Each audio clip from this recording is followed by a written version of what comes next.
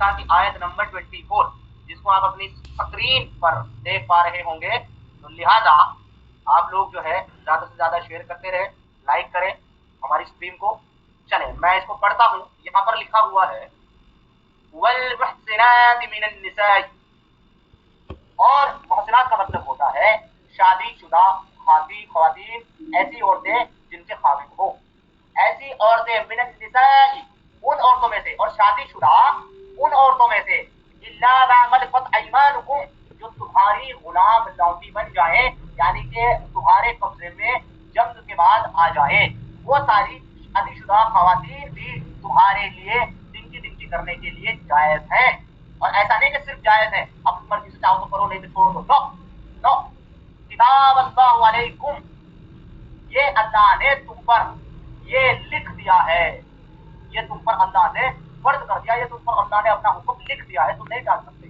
آگے لکھا ہے احل لکم ما وراء ذلکم ان تکتبوا باموالکم محسنین غیر مسافحین، یعنی کہ اور ان کے سوا مہربان، یعنی کہ وہ عورتیں تمہارے لیے حلال ہیں اس طرح سے کہ اپنا مال خرچ کر کے ان سے نکاح کرو. سبحان اللہ، اپنا مال خرچ کر کے ان سے نکاح کرو. نکاح کا مطلب شادی نہیں ہوتا. نکاح مین نوٹ شادی، نکاح مین ڈنکی سبحان اللہ، ڈنکی ڈنگ ڈونگ. تو مال خرچ کرو ان کے ساتھ، ڈنگ ڈونگ کرو، یعنی کہ اجرت دے کر کے. کیسے کرو؟ فما استمتعتم، اور ان سے فائدہ اٹھاؤ. استمتعتم کا لفظ آیا ہے، استمتعتم کا جو لفظ ہے اسی کو متاع کہتے ہیں. متاع کا مطلب ہوتا ہے فائدہ اٹھانا، اور استمتعتم کا مطلب ہوتا ہے فائدہ اٹھانا.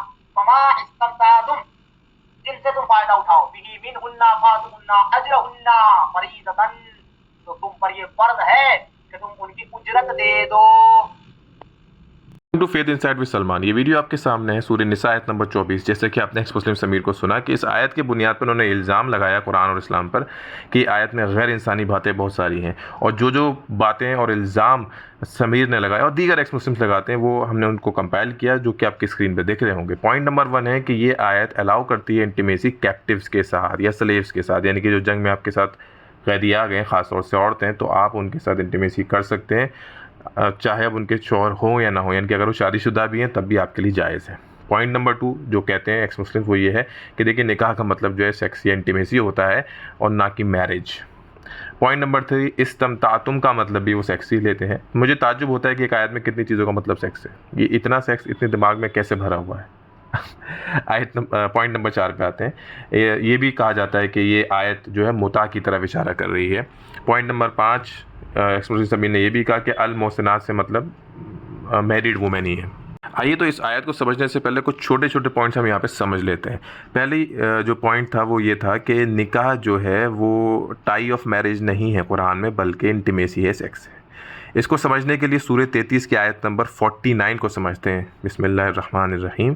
اس میں اللہ تعالیٰ فرماتے ہیں کہ تم اگر اپنی عورتوں کو طلاق دو ان کو چھونے سے پہلے تو بس ان پر کوئی عدت نہیں ہے، یعنی کہ اگر آپ کا نکاح ہوا ہے اور قرابت نہیں ہوئی ہے، جس کو ملاقات سیاح بھی کہتے ہیں، تو آپ کی بیوی پر کوئی عدت نہیں ہے.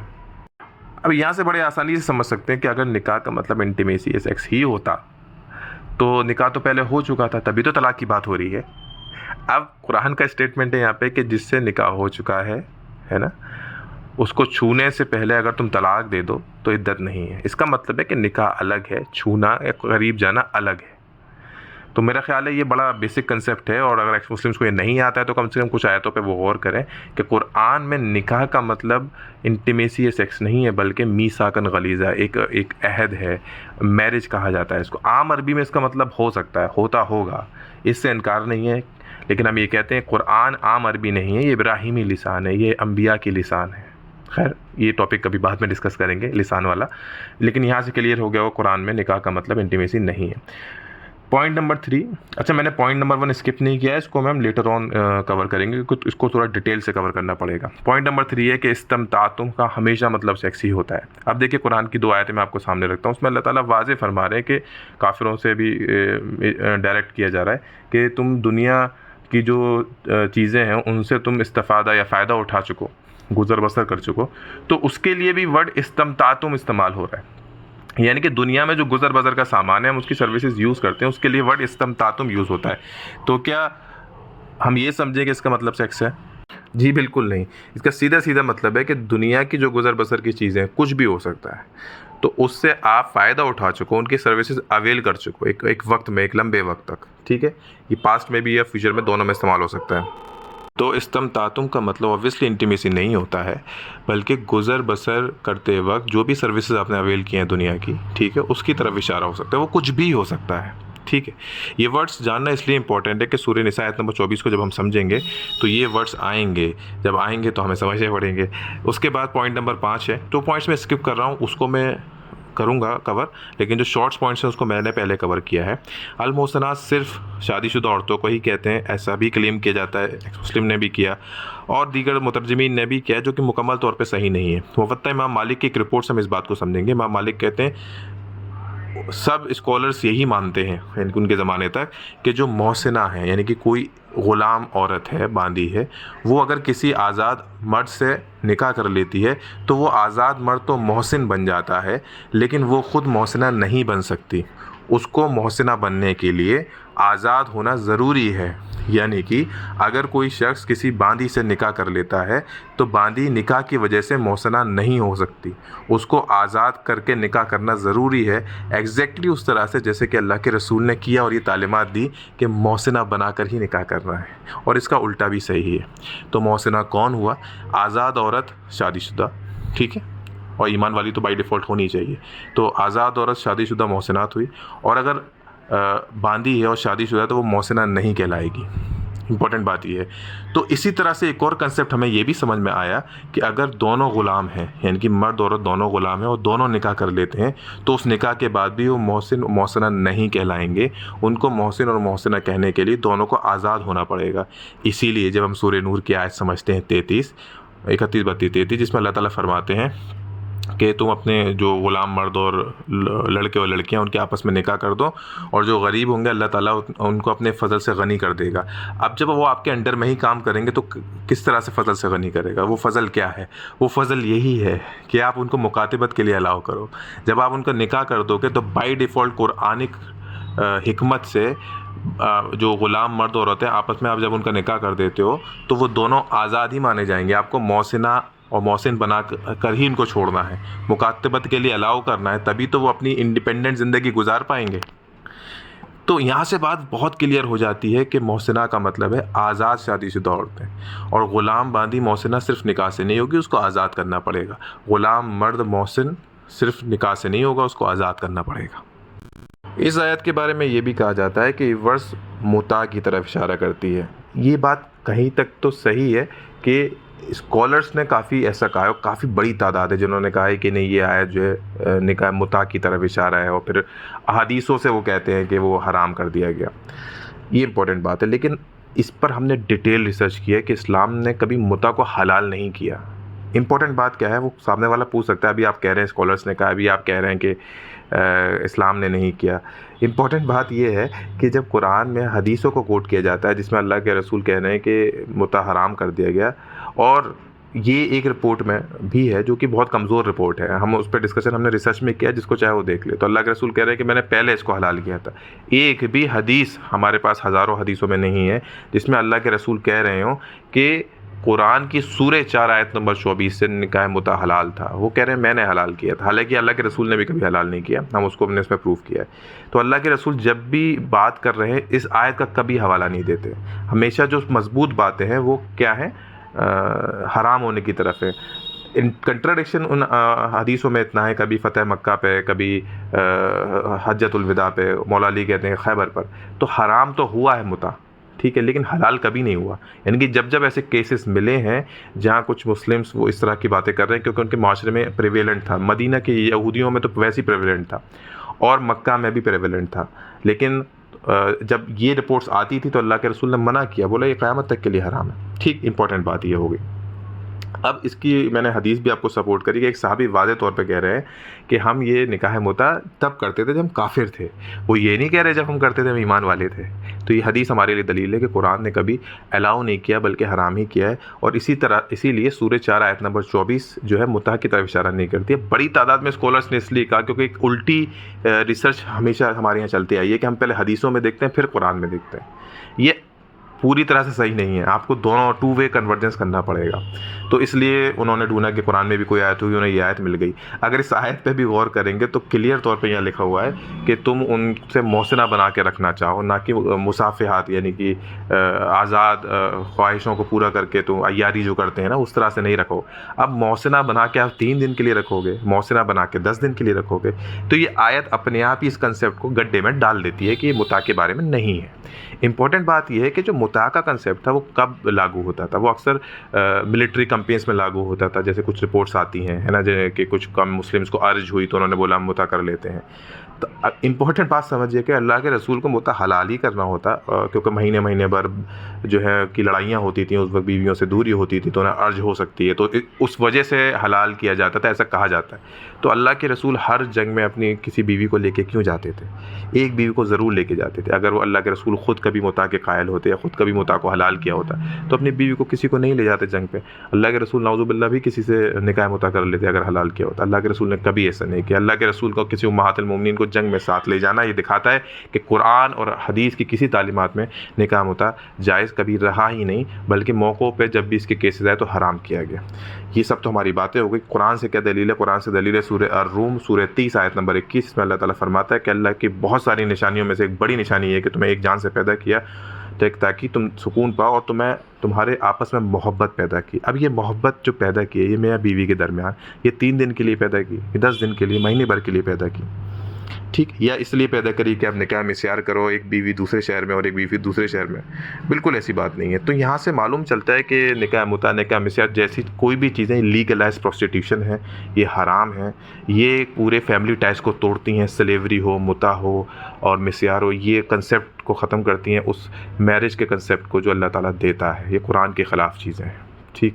اور سورہ نساء آیت نمبر 129 میں اللہ تعالیٰ واضح فرماتا ہے کہ تمہیں ایسا ناممکن ہے کہ تم ایک سے زیادہ بیویوں میں انصاف کر سکو، اور ایسا نہ کرو کہ ایک بیوی اس سے بالکل ہی لگ جاؤ، ایک کو بالکل ہی چھوڑ دو۔ یہ نکاح مسیار میں ہوتا ہے۔ تو نکاح مسیار بھی قرآن کی کیٹیگری سے حرام ہے، لیکن اللہ ہمارے اسکالرس کو غور کرنے کی توفیق دے، ٹھیک۔ تو یہاں تک یہ کنسیپٹ کلیئر ہو گیا کہ آیت متع کی بات بھی نہیں کرتی۔ اب فائنلی ہم آتے ہیں آیت کے انڈرسٹینڈنگ پہ، سورہ 4 آیت نمبر 24، کیا یہ کیپٹیوز کے ساتھ جو شادی شدہ بھی ہیں ان کے ساتھ انٹیمیسی جائز کرتی ہے کہ نہیں؟ لیکن اس کا پورا کانٹیکسٹ آبویسلی یہ نہیں ہے۔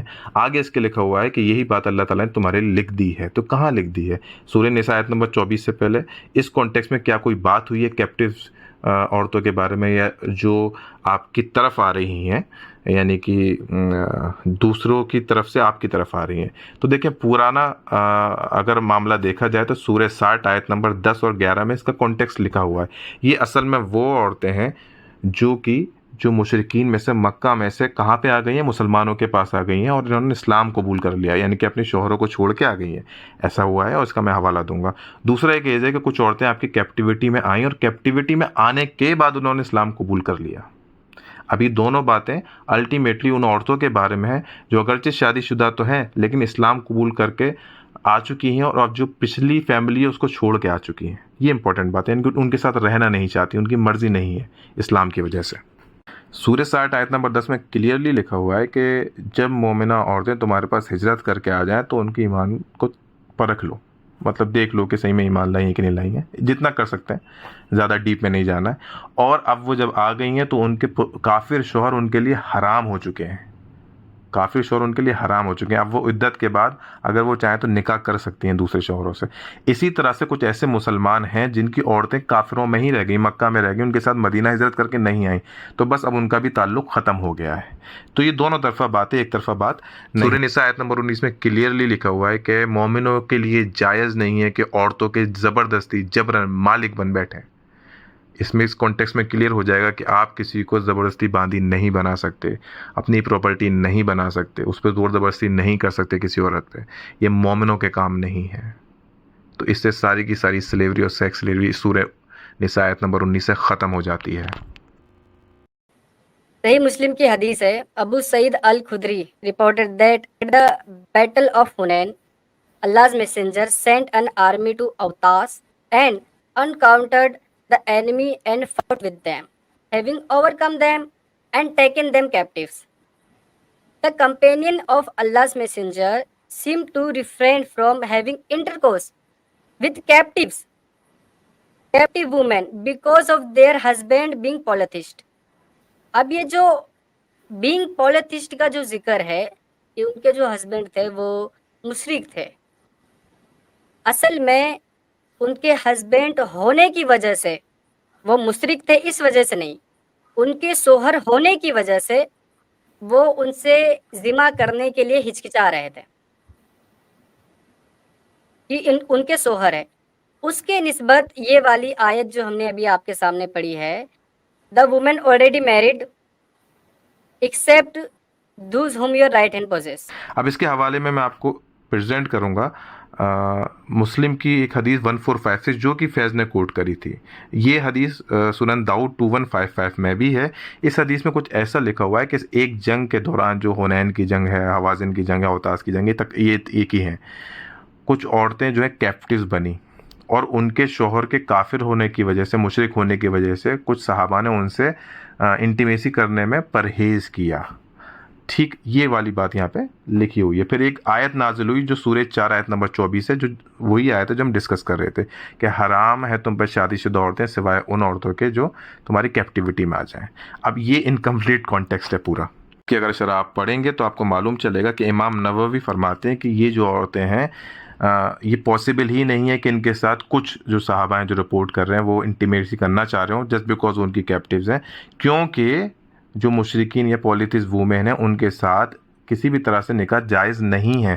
سورہ بقرہ آیت نمبر 221 میں لکھا ہوا ہے کہ مشرکین عورتیں تم پر حرام ہیں، ان سے بہتر ہے مومنہ غلام باندیاں. کس لیے؟ اوبویسلی نکاح کے لیے. تو باندی ہیں تو یہ نہ سمجھے کہ نکاح نہیں ہے. اوبویسلی اسلام میں صرف ایک ہی انسٹیٹیوشن ہے، میرج کا انسٹیٹیوشن. تو امام نووی بھی ایک حدیث 1456 میں مان رہے ہیں کہ یہاں پہ جو ہے یہ جو معاملات چل رہے ہیں وہ اس سے کلیئر ثابت ہو رہا ہے کہ ان عورتوں نے اسلام قبول کر لیا ہے. ٹھیک ہے، اس لیے آگے کی بات ہو رہی ہے. اور جو صحابی ہیں وہ کنفیوزڈ ہیں کہ ان کے شوہر تو موجود ہیں آلریڈی جہاں سے وہ آئی ہیں اور انہوں نے اسلام قبول کر لیا، تو ہم ان سے نکاح کریں کہ نہ کریں.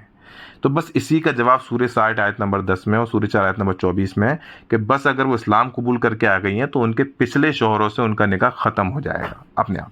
ٹھیک ہے، آگے چلتے ہیں. سورہ بخاری 5286 میں بھی یہ لکھا ہوا ہے. ابن عباس فرماتے ہیں کہ کچھ عورتیں جو مشرکین میں سے ہماری طرف آتی تھیں اسلام قبول کر کے، تو ان کا نکاح ختم مانا جاتا تھا یہاں تک کہ وہ عدت گزار لیں اور دوسرے نکاح کر سکتی تھی. امپورٹنٹ بات یہ فیض نے یہ کہا کہ اگر ان کا شوہر ہے نہیں ہے ڈزنٹ میٹر، لیکن اس حدیث میں لکھا ہوا ہے کہ اگر ان کا شوہر بھی اسلام قبول کر کے آ جائے تو میاں بیوی کا نکاح باقی رہتا تھا. یہ بڑی امپورٹنٹ بات ہے. امام ابو حنیفہ تو یہ بھی مانتے ہیں رحمۃ اللہ علیہ کہ اگر کیپٹیوٹی میں میاں اور بیوی ساتھ آ جاتے ہیں تو بس ان کا نکاح بھی باقی رہے گا.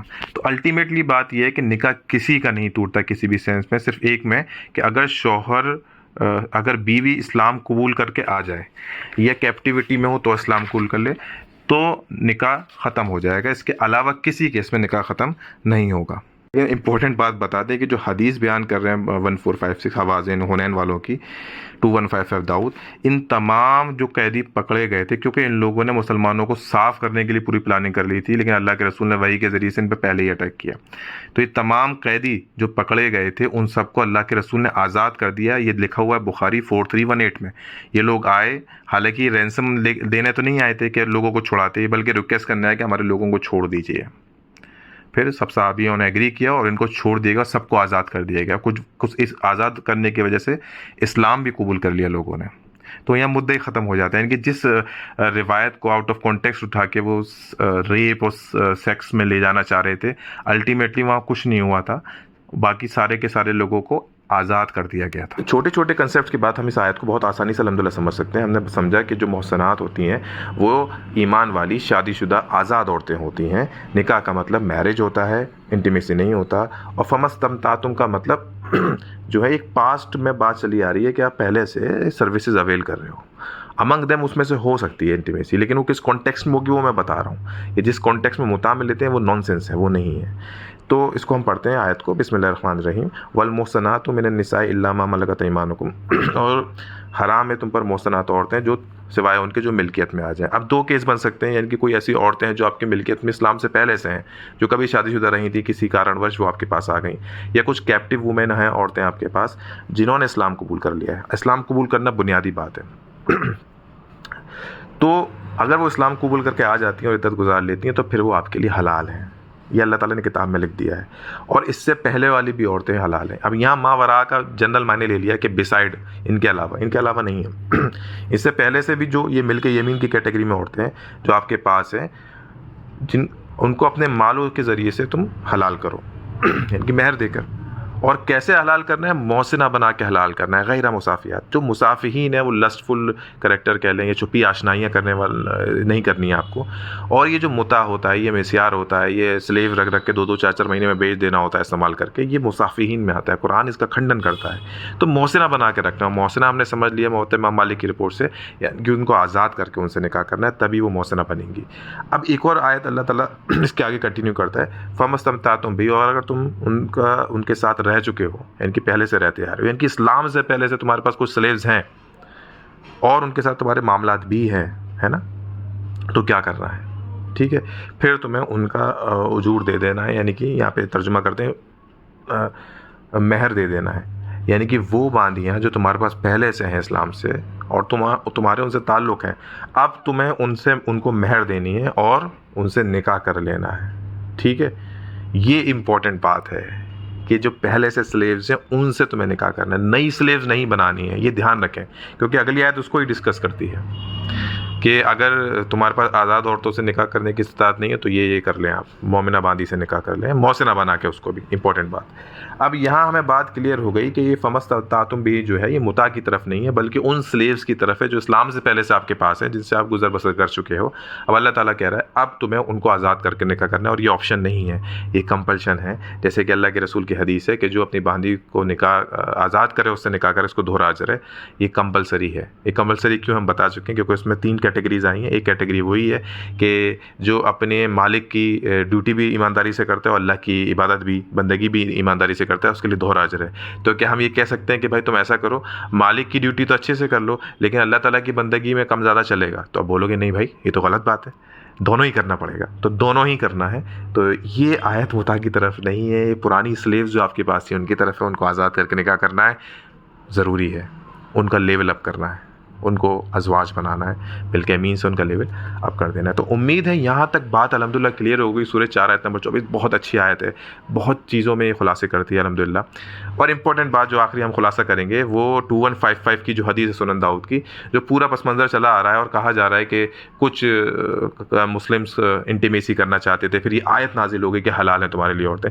دیکھیں امپورٹنٹ بات یہ ہے کہ آیت اس موقع پہ غزوہ حنین پہ نازل ہی نہیں ہو سکتی، میں دوبارہ بول رہا ہوں، غزوہ حنین کے موقع پہ آیت نازل ہی نہیں ہو سکتی ریسرچ کے حساب سے، کیونکہ غزوہ حنین 8-9 ہجری کے قریب ہوئی ہے، اور جو سورہ نساء ہے وہ کسی بھی حالت میں سارے تاریخ کے شواہد آپ لے لیں تو وہ 5 ہجری تک پوری سورہ نازل ہو گئی ہوگی۔ اب کوئی سوال کر سکتا ہے ارے بھائی تو کیا ہوا، ساری اکٹھی نازل نہیں ہوگی، کچھ آیت بعد میں نازل ہوئی ہوں گی جیسے یہ والی آیت؟ یہ ایزیوم اگر ہم کر بھی لیں تب بھی ایرر آ جائے گا، کیونکہ اگر ہم کہہ دیں کہ سورہ 4 کی آیت نمبر 24 علیحدہ سے نازل ہوئی ہے تو یہ غلط ہو جائے گا، کیونکہ جو قرآن پڑھے گا وہ سمجھ جائے گا کہ سورہ نساء کی آیت نمبر 24 کنٹینیوٹی میں ہے سورہ نساء کی آیت نمبر 23 سے اور 25 سے۔ تو ایسا نہیں ہو سکتا کہ 24 بیچ میں سے 4 سال بعد نازل ہو اور 23 نازل ہو جائے اور 25 نازل ہو جائے۔ یہ آیت پہلے ہی نازل ہو گئی ہے، اس کا صرف تعویل یہ کر سکتے ہیں کسی نے اس وقت کی آیت کو دھیان دلایا ہوگا، اللہ تعالیٰ نے اس وقت کی آیت نازل نہیں کی، 100% شیور۔ تو یہ تھی ہماری آپ کی ایک ریویلیشن ریسرچ۔ تو شیئر کرتے رہے، لائک کرتے رہے، آنند لیتے رہے، آپ کو ڈرنا اور گھبرانا نہیں ہے۔ السلام علیکم۔